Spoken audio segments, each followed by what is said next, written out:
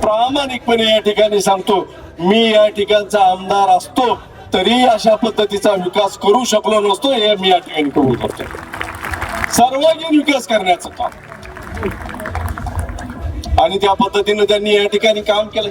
आणि एखाद्या राजकीय मंचावर त्या संबंधात बोलतोय, पण तो आज मी या ठिकाणी स्पर्श करणार आहे.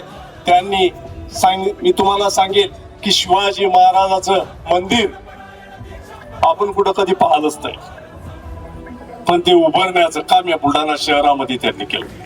अत्यंत भव्य आणि दिव्य.